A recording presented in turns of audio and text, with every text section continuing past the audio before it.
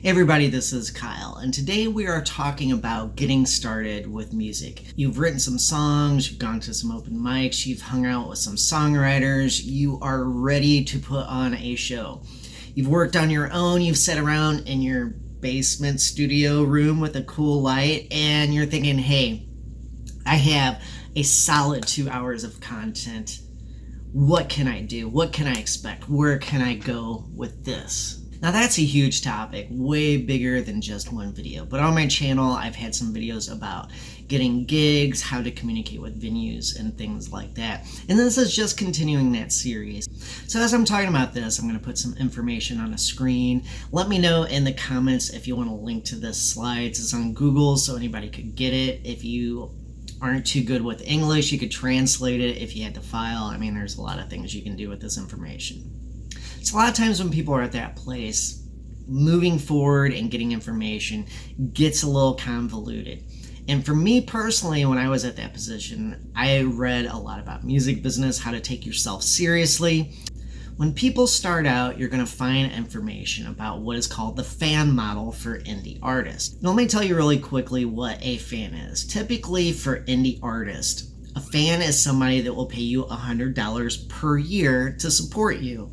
And what you're trying to do as an indie artist is to garner an amount of fans so you get the level of money for the income for the lifestyle that you want. That's the basic business of being an indie artist. Now for me, besides the problems I mentioned in a previous video of why I don't have fans, to me it seemed ridiculous to find one person that would give me $100 a year, let alone find like maybe 10 of them or a dozen or whatever the case might be. So I started to adjust some expectations. And so the first thing I want to point out is when you're starting off, you might hear this about the fan model. You're probably not going to get $100 per person. I don't know that I've ever found one person in my years of doing music that has consistently given me $100 per year. That's just, yeah, look at my Patreon. Starts at $1 per month. That is $12 per year. That is a far cry from $100 per year. So when you're starting off, a realistic expectation for the fan model might be something around $20 or $25 per person. So let's scale this off starting. Say you want to make $1,000 in the next 12 months doing your art, making your music, whatever it is you're doing. If we take the smaller version of what a fan would be at $25, you're going to need 40 fans to hit that goal in a year. And keep in mind that's 40 people that year after year are going to give you that much money.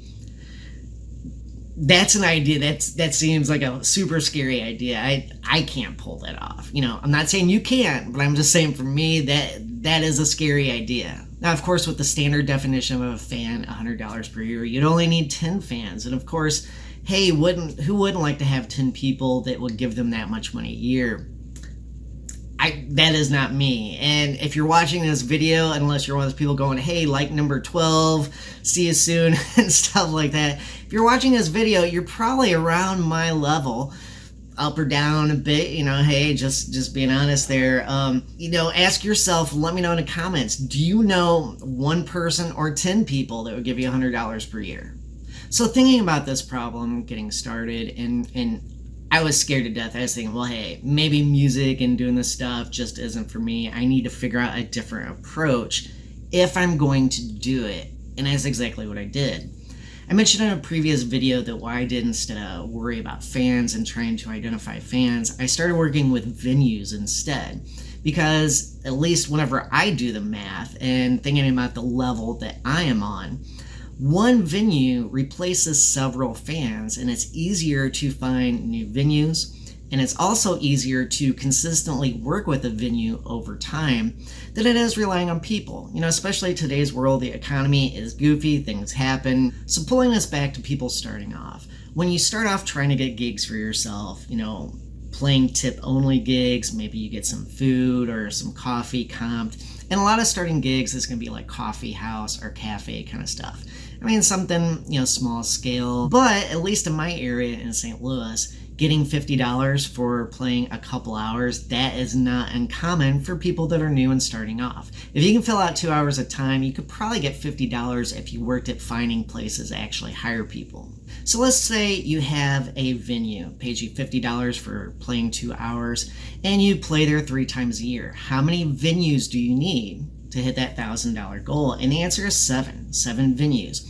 Play 21 gigs. And keep in mind, this is for people just starting out, that don't have years of experience solo performing or something like that. Now, for comparison's sake, just to put things in perspective, in about 5 to 10 gigs, I hit that goal. Because I know when you're starting out, the idea is like, oh my gosh, I have to book 21 gigs in a year. Well, hey, you got to start somewhere. And yeah, I still play, a couple dozen gigs a year. It's just part of playing. If this is what you're passionate about, that's what you do. So when starting off, this is why I suggest people focus on the venue model. If you know math, you're thinking and going, hey, Kyle, but if you scale that up, yeah, if you want to make $100,000 a year, the fan model is the way to go. You can't, there's not enough days in a year to gig, unless you're getting like $1,000 or $2,000 a gig. The venue model does not scale in the same way as the fan model. But that's okay, we're talking about people starting off. I am not, nor am I trying to be 100% self-sufficient with music. It's cool if you are. Maybe take some ideas from this video, get started, and then you use the venue model to lead you to the fan model. That makes perfect sense too. So again, thanks for hanging out with me. On my channel, I'm really focusing on original music, things that have to do with working as a musician, trying to get yourself out there, trying to get your own original stuff out there as well. So let me know what you think of this. If you have questions, other topics related to this, let me know in the comments. I'll see you next time. Support indie artists. See ya.